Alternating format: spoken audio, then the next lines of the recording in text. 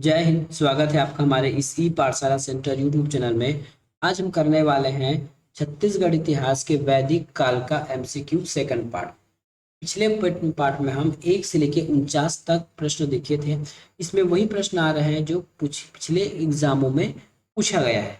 ठीक है, तो आप इसको ध्यान से देखेंगे तो आपका कहीं ना कहीं से 1 या 2 नंबर कहीं नहीं जाएगा। और वैसे भी अभी छत्तीसगढ़ में नौकरियों की बाढ़ आ गई है ना। हर कोई नौकरी पाना चाहता है, नौकरी की संख्या भी अधिक है। यदि आप सिलेक्शन चाहते हैं तो निश्चित रूप से आपको मन लगा के इस प्रकार के क्वेश्चनों पर ध्यान देना चाहिए। तो आज का क्लास शुरू करते हैं। कहा गया है निम्नलिखित में से कौन सा प्रथा चतुष्टय वेदांतर काल में प्रचलित थी?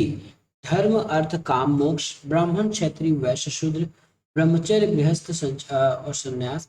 उसके बाद है इंद्र सूर्य रुद्र और मारुत। तो इसमें हो जाएगा हमारा सी, ब्रह्मचर्य गृहस्थ वानप्रस्थ और संन्यास। क्वेश्चन को फिर से पढ़िए। निम्नलिखित में से कौन सी प्रथा चतुष्टय वेदोत्तर युग मतलब वेदों के काल के बाद प्रचलित हुई, उसको पूछा गया है। तो ब्रह्मचर्य, गृहस्थाश्रम, वन वानप्रस्थ और संन्यास। ऋग्वेद काल में जनता निम्न में से मुख्यतः इनमें विश्वास करती थी। तो किसमें विश्वास करती थी? बलि और कर्मकांड में। ठीक है, ऋग्वेद काल में बलि और कर्मकांड का बोलबाला था। 14वीं सदी ईस्वी पूर्व का अभिलेख जिसमें वैदिक साहित्यों का वर्णन नहीं प्राप्त होता। ये कहाँ से प्राप्त नहीं होता है?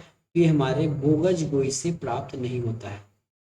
ठीक है, 14वीं सदी ईस्वी में ईस्वी पूर्व में अभिलेख में वैदिक साहित्यों का वर्णन प्राप्त होता है ना, मैं सब गलत पढ़ गया था। प्राप्त होता है, ये तो बोगज गोई से ये प्राप्त होता है। प्रसिद्ध 10 राजाओं का युद्ध किस नदी के तट पर लड़ा गया? यह है हमारे पौरुषणी नदी पर। बोगज गोई महत्वपूर्ण है क्योंकि बोगज गोई महत्वपूर्ण है क्योंकि यह मध्य एशिया और तिब्बत के मध्य एक व्यापारिक केंद्र था। गलत।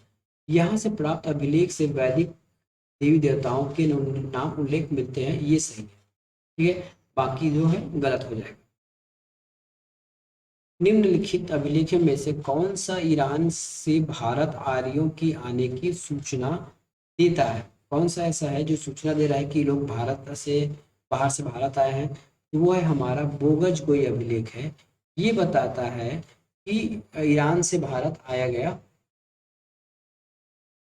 निम्नलिखित अभिलेखों में कौन सा ईरान से भारत में आर्यों की, ईरान से भारत है ना, ईरान से भारत आने की सूचना कौन देता है? तो ये हमारा बोगज गोई है।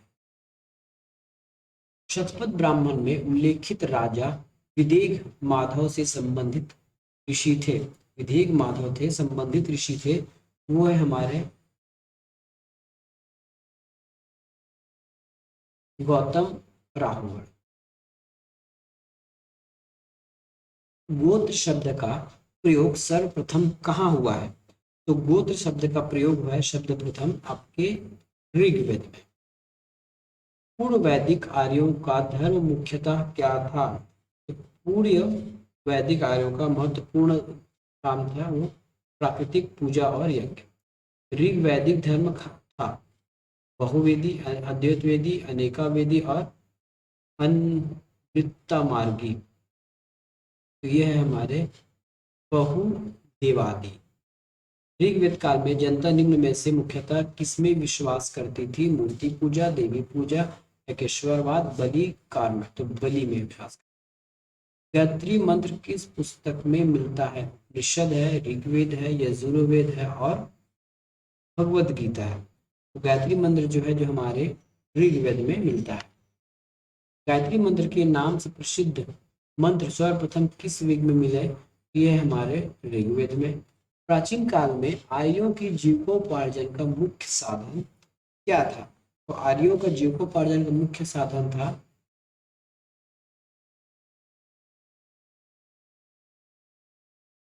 बी, शिकार। लेकिन मेरे ख्याल से शिकार गलत होना चाहिए। आर्यों के लोग शिकार नहीं करते थे, या शिकार तो होना नहीं चाहिए, या कृषि लगा लीजिए। निम्नलिखित में से किस नदी को ऋग्वेद में पातितमा, देवीतामा एवं नदीतमा संबोधित किया गया है। ये कौन सी नदी है? तो यह हमारा सरस्वती नदी जो सबसे ज्यादा उपयोग किया गया है। ऋग्वेद में वैदिक यव शब्द किस कृषि उत्पाद हेतु प्रयुक्त किया जाता था? यव किसको कहते हैं? मैंने बताया था ना, यव मतलब जौ होता है। उस जनजाति का नाम बताइए जो वैदिक आर्य के पंजन्य से संबंधित नहीं है। यदु, तुर्वस, पुरु और किकट।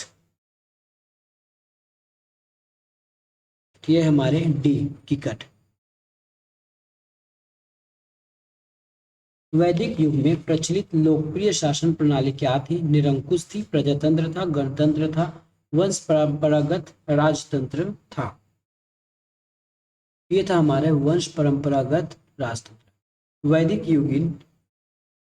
वैदिक युगीन सभा गांव के व्यापारिक लोगों के द्वारा दरबार होता था। मंत्री परिषद को हम सभा कहते थे वैदिक युग में। आयुर्वेद अर्थात जीवन का विज्ञान का उल्लेख सर्वप्रथम कहाँ मिलता है? ये हमारा मिलता है जीव में, अथर्ववेद में आपको सब मिलेगा। वैदिक सर्वाधिक वैदिक सूक्त समर्पित है अग्नि को, रुद्र को, इंद्र को या फिर विष्णु को। ये सर्वाधिक किसको है? तो ये है हमारा इंद्र को। ऋग्वेद में सर्वाधिक संख्या में मंत्र संबंधित है। सबसे ज्यादा मंत्र किसमें है ऋग्वेद में? अग्नि से, विष्णु से, वरुण से या फिर यम से।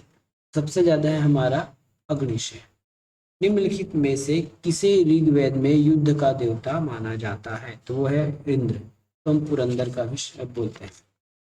निम्नलिखित में से पूर्व वैदिक आर्यों का सर्वाधिक लोकप्रिय देवता कौन हो गया पूर्व वैदिक काल में? तो पूर्व वैदिक काल में तो इंद्र था, इंद्र था। संस्कारों की कुल संख्या कितनी है? यह हमारे 16 संस्कार है। नाम भी पढ़े 16 संस्कार। सत्यमेव जयते शब्द कहाँ से लिया गया है? मनुस्मृति, मुंडोपनिषद से लिया गया है। गायत्री मंत्र की रचना किसने की थी? वशिष्ठ, इंद्र, विश्वामित्र या फिर परीक्षित। गायत्री मंत्र की जो रचना है वो किया गया था विश्वामित्र के द्वारा। पुराणों की संख्या 18 है। पुराना क्वेश्चन। श्री भगवत गीता मौलिक रूप से किस भाषा में लिखी गई थी? ये था हमारा संस्कृत में।